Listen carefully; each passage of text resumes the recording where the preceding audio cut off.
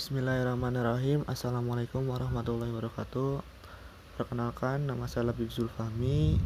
Mohon maaf sebelumnya saya mengganggu waktu dan waktu kesibukan Anda, kalian semua.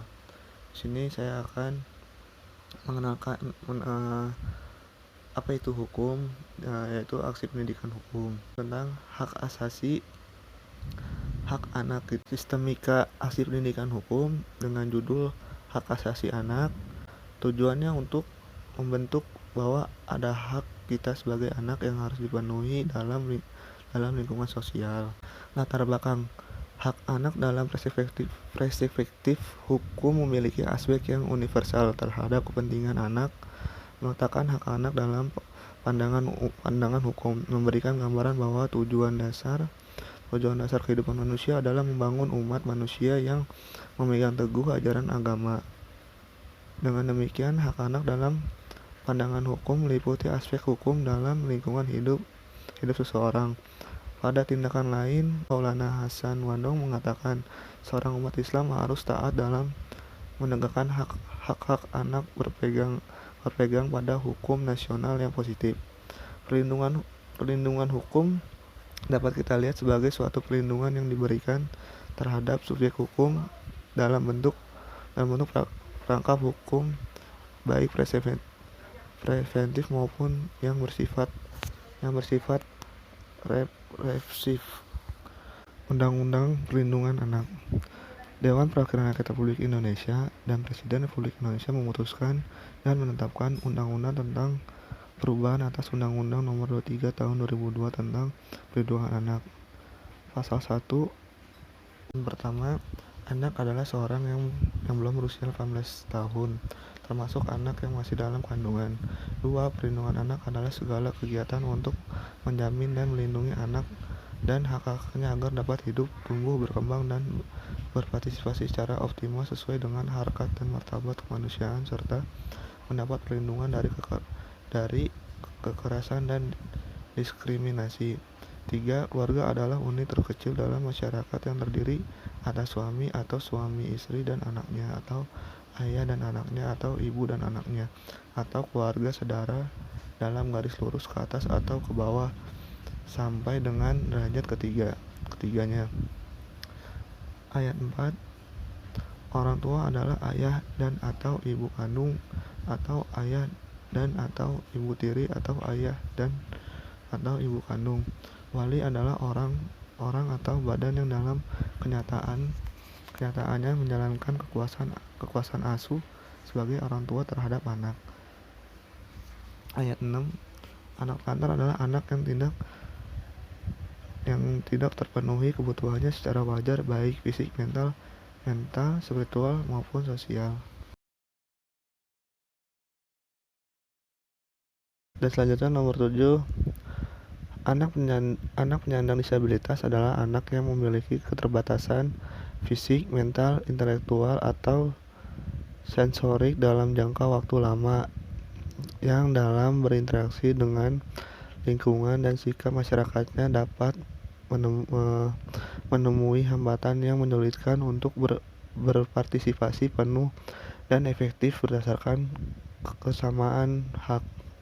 Nomor 8. Anak yang memiliki keunggulan adalah anak yang mempunyai kecerdasan luar biasa atau yang memiliki potensi dan atau bakat istimewa tidak terbatas pada kemampuan intelektual, tetapi juga pada bidang lain. Dalam ayat 9, anak angkat adalah anak yang haknya dialihkan dari lingkungan kekuasaan keluarga, orang tua, wali yang sah, atau orang lain yang bertanggung jawab atas perawatan, pendidikan, dan membesarkan anak tersebut ke dalam lingkungan keluarga orang tua angkatnya berdasarkan putusan atau penetapan pengadilan. Nomor 10. Anak asuh adalah anak yang diasuh oleh seseorang atau lembaga untuk diberikan bimbingan, pemeliharaan, perawatan, pendidikan, dan kesehatan karena orang tuanya atau salah satu orang tuanya tidak mampu menjamin tumbuh kembang anak secara wajar. Nomor 11. Kuasa asuh adalah kekuasaan orang tua untuk mengasuh, mendidik, memelihara, membina, melindungi, dan menumbuh kembangkan anak sesuai dengan agama yang dianutnya dan sesuai dengan kemampuan, bakat, serta minatnya. 12. Hak anak adalah bagian dari hak asasi manusia yang wajib dijamin, dilindungi, dan dipenuhi oleh orang tua, keluarga, masyarakat, negara, pemerintah, dan pemerintah daerah. 13. Masyarakat adalah perseorangan, keluarga, kelompok, dan organisasi sosial dan atau organisasi kemasyarakatan. 14. Pendamping adalah pekerja sosial yang mempunyai kompetensi profesional dalam bidangnya. 15. Perlindungan khusus adalah suatu bentuk perlindungan yang diterima oleh anak dalam situasi dan kondisi tertentu untuk mendapatkan jaminan rasa aman terhadap ancaman yang membahayakan diri dan jiwa dalam tumbuh kembangnya. 15A. Kekerasan adalah setiap perbuatan terhadap anak yang berakibat timbulnya kesengsaraan atau penderitaan secara fisik, psikis, seksual, dan atau penelantaran, termasuk ancaman untuk melakukan perbuatan pemaksaan atau perampasan kemerdekaan secara melawan hukum. 16. Setiap orang adalah orang perseorangan atau korporasi. 17. Pemerintah pusat yang selanjutnya disebut pemerintah adalah Presiden Republik Indonesia yang memegang kekuasaan pemerintah negara Republik Indonesia sebagaimana dimaksud dalam Undang-Undang Dasar Negara Republik Indonesia tahun 1945. 18. Pemerintah daerah adalah gubernur, bupati, dan wali kota serta perangkat daerah sebagai unsur penyelenggaraan pemerintah. Pasal 16. Setiap anak berhak untuk beribadah menurut agamanya, berpikir dan berekspresi sesuai dengan tingkat kecerdasan dan usianya dalam bimbingan orang tua wali. Pasal 9 ayat 1. Setiap anak berhak memperoleh pendidikan dan pengajaran dalam rangka pengembangan pribadinya dan tingkat kecerdasan sesuai dengan minat dan bakat. 1A. Setiap anak berhak mendapatkan perlindungan di satuan pendidikan dari kejahatan seksual dan kekerasan yang dilakukan oleh pendidik, tenaga pendidik, sesama peserta pendidik dan atau pihak lain. Pasal 22. Negara, pemerintah, dan pemerintah daerah berkewajiban dan bertanggung jawab memberikan dukungan sarana, prasarana, dan ketersediaan sumber daya manusia dalam penyelenggaraan perlindungan anak. Di dalam pasal 23 ayat 1, negara, pemerintah, dan pemerintah daerah menjamin perlindungan, pemeliharaan, dan kesejahteraan anak dengan memperhatikan hak dan kewajiban orang tua, wali, atau orang lain yang secara hukum bertanggung jawab terhadap anak. Pasal 27 ayat 1, identitas diri setiap anak harus diberikan sejak lahirannya. Ayat 2-nya, identitas sebagaimana dimaksud pada ayat 1 dituangkan dalam akta kelahiran. Ayat 3-nya, pembuatan akta kelahiran didasarkan pada surat keterangan dari orang yang menyaksikan dan atau membantu proses kelahiran. Ayat 4-nya, dalam hal anak yang proses kelahirannya tidak diketahui dan orang tuanya tidak diketahui keberadaannya, pembuatan akta kelahiran untuk anak tersebut didasarkan pada keterangan orang yang menemukannya dan dilengkapi berita acara pemeriksaan kepolisian. Pasal 28 ayat 1, pembuatan akta kelahiran dilakukan oleh instansi yang menyelenggarakan urusan pemerintah di bidang administrasi kependudukan. Ayat 2, pencatatan kelahiran diselenggarakan paling rendah pada tingkat kelurahan atau desa. Pasal 41A, ketentuan lebih lanjut mengenai pelaksanaan pengangkatan anak sebagaimana dimaksud dalam pasal 39, pasal 40, dan pasal 41 diatur dengan peraturan pemerintah. Pasal 43 ayat 1, negara, pemerintah daerah, masyarakat, keluarga, orang tua, wali, dan lembaga sosial menjamin perlindungan anak dalam bentuk agamanya. Ayat 2-nya, perlindungan anak dalam Memeluk agamanya sebagaimana dimaksud pada ayat 1 meliputi pembinaan, pembimbingan, dan pengamalan ajaran agama bagi anak. Pasal 45 ayat 1, orang tua dan keluarga bertanggung jawab menjaga kesehatan anak dan merawat anak sejak dalam kandungan. Ayat 2, dalam hal orang tua dan keluarga yang tidak mampu melaksanakan tanggung jawab sebagaimana dimaksud pada ayat 1, pemerintah dan pemerintah daerah wajib memenuhinya. Ayat 3, kewajiban sebagaimana dimaksud pada ayat 2, pelaksanaannya dilakukan sesuai dengan ketentuan peraturan perundang-undangan. Pasal 46, negara, pemerintah daerah, keluarga, dan orang tua wajib mengusahakan agar anak yang lahir terhindar dari penyakit yang mengancam kelangsungan hidup dan atau menimbulkan kecacatan. Pasal 47 ayat 1, negara, pemerintah daerah, masyarakat, keluarga, dan orang tua wajib melindungi anak dari upaya transplantasi organ tubuhnya untuk pihak lain. Ayat 2, negara, pemerintah daerah, masyarakat, keluarga, dan orang tua wajib melindungi dari perbuatan A. pengambilan organ tubuh anak dan atau jaringan tubuh anak tanpa memperhatikan kesehatan anak. B. jual beli organ dan atau jaringan tubuh dan anak. C. penelitian kesehatan yang menggunakan anak sebagai objek penelitian tanpa seizin orang tua dan tidak mengutamakan kepentingan yang terbaik bagi anak. Pasal 48, pemerintah dan pemerintah daerah wajib menyelenggarakan pendidikan dasar minimal 9 tahun untuk semua anak.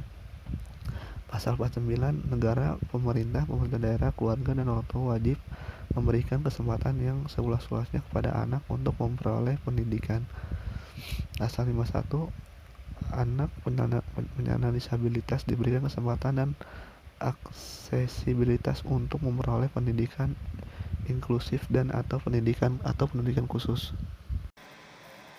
Ada kan? Atau mau diskusi, sharing tentang kuliah segala macam, saya persilakan gitu. Kan tadi sedikit bahas pendidikan juga ya. Salah satu apa istilahnya problem atau bahasan yang sering dibahas di luaran sana ketika kita ngomongin pendidikan itu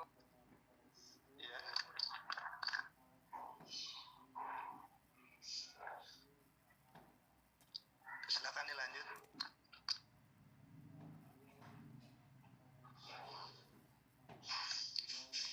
salah satu masalah atau problem yang sering dibahas tentang pendidikan itu penting atau enggaknya rapot ketika kita udah keluar dari dunia belajar, dunia sekolah, entah itu masuk ke pekerjaan atau gimana. Yang pengen saya tanyain gimana pendapat materi sendiri tentang penting atau tidaknya nilai rapot tersebut.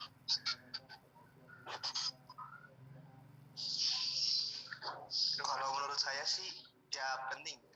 Ya sama-sama. Saya jawab ya. Tadi nama siapa? Yang bertanya siapa tadi? Arif. Oh ya. Saya jawab ya. Arif. Kalau menurut saya sih penting ya, karena di perkuliahan pun kita nilai rapot pun harus gitu. Seperti saya lagi itu daftar di UAD Universitas Ahmad Dahlan, itu saya menggunakan jalur rapot, jalur prestasi. Alhamdulillah terima. Terus kalau untuk melamar kerja itu menurut saya juga penting. Jadi rapot itu emang penting, ijazah itu penting. Makanya kalian kalau di Benda, saya kasih tahu, berbuat baik kepada guru aja gitu. Jangan cari muka dah pokoknya, kalau kata saya gitu. Kalau mau cari muka ya silakan, asal main pintar gitu. Berbuat baik gitu guru. Baik-baik kok guru Benda mah, apalagi sekarang. Beda sama dulu. Itu sih dari saya. Pokoknya guru ke asatidah di sana mah tidak pelit nilai gitu. Mau baik nilai kalian jelek atau enggak, abang nggak bakal pelit nilai. Makanya kalau bisa berbuat baik aja dulu kepada guru, insya Allah nilai kalian akan baik gitu. Yang penting terutama jawabannya penting menurut saya rapot itu nilai. Makanya berbuat baik kepada guru. Segitu dari saya. Jawabannya.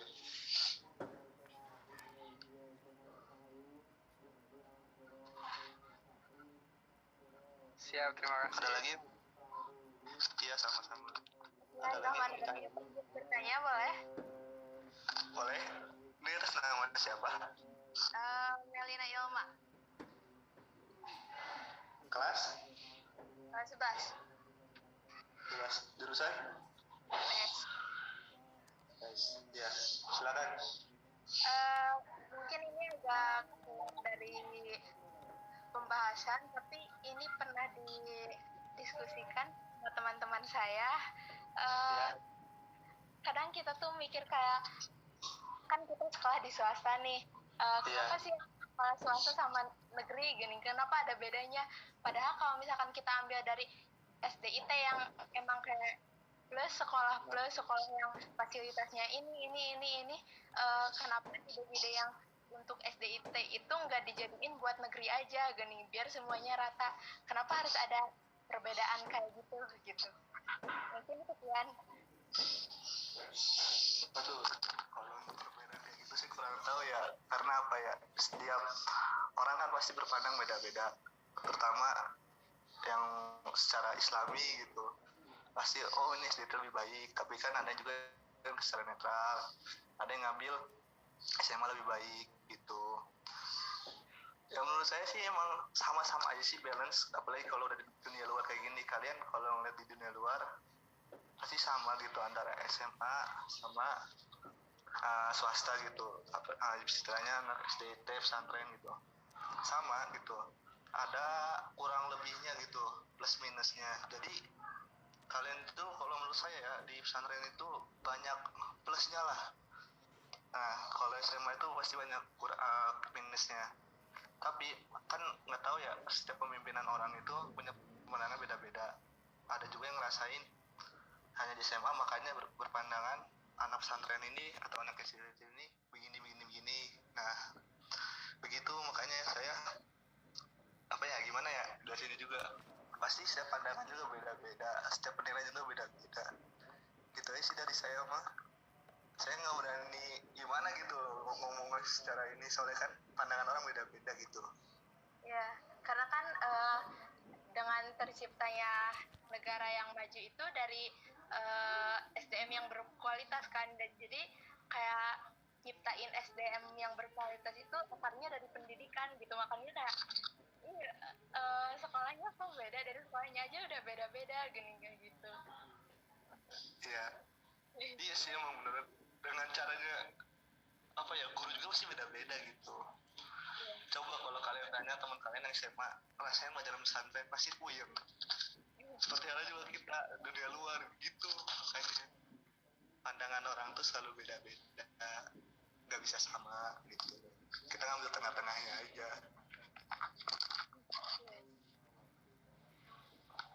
Gimana sih ini jurusan hukum gitu buat kedepannya? Apa jurusan hukum gimana? Iya gimana sih?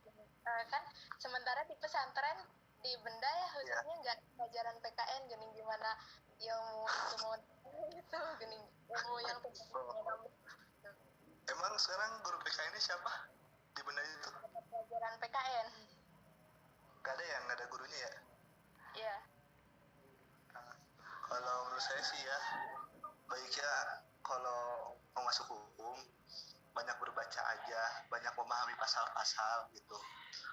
Kalian jadi hukum itu bisa jadi lawyers, notaris, ngebuat perusahaan itu notaris, lumayan gitu, bisa jadi jaksa gitu buat kedepannya. Kalau saya pribadi kan nyoba-nyoba gitu loh, masuk daftar di WADE, daftar hukum, jadi ya nyoba-nyoba, alhamdulillah keterima gitu. Siapin diri kalian aja gitu, pilihlah kampus terbaik buat nanti ke depannya. Ada lagi?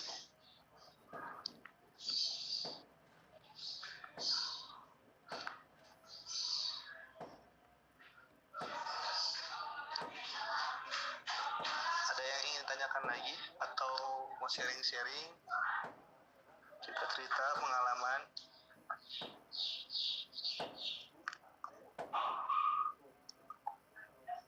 Sekarang ketua UG-nya siapa? Angkatan ketua UG-nya. UG-nya siapa sekarang? Kalau saya boleh tahu. Ajeng. Hah? Hah? Siapa? Ajeng. Oh, iya. Jaga ya adik-adiknya dengan baik. Hati-hati. Sama juga Rijal, kalau mau hukum segala macam hati-hati. Belajarlah dari pengalaman kakak-kakak kalian gitu loh. Jangan sampai terulang lagi gitu. Buat sekarang pandangan Ustadz ke pendidikan di Indonesia gimana gitu? Tergantung sih ya, tergantung yang ngedidiknya sama, terus juga tergantung si pendidiknya gitu loh. Kan ada juga yang si pendidik ini gimana gitu, dan yang ngedidiknya itu udah menyampaikan dengan baik segala macam gitu. Menurut saya sih pendidikan sekarang tuh baik gitu, bagus sekarang, nggak ada kekerasan segala macam. Tapi saya nggak tahu ya dalam tanda kutip di wilayah pesantren lain nggak tahu gitu. Tapi secara di luaran, secara saya lihat gitu nggak ada gitu secara kekerasan segala macam. Itu sih. Apalagi sekarang kan mau diubah ya itunya nggak akan ada IPA IPS kan dengan ajaran baru. Waduh, Mak. Saya nggak tahu itu. Tanyakan ke Panadium ya. Oh iya. Iya, saya kan nggak tahu. Itu kan rencananya Panadium gitu. Ya kalau ya mungkin saya mah nggak ada, tapi bisa jadi ntar di benda keagamaannya ada gitu. Mungkin segitu ya dari saya ya, soalnya waktu zoomnya udah mau habis ini. Assalamualaikum warahmatullahi wabarakatuh. Terima kasih kepada adik-adik saya. Assalamualaikum warahmatullahi wabarakatuh. Mohon maaf ya mengganggu. Ya, syukran. Terima kasih. Ya, Maaf ya. Kron.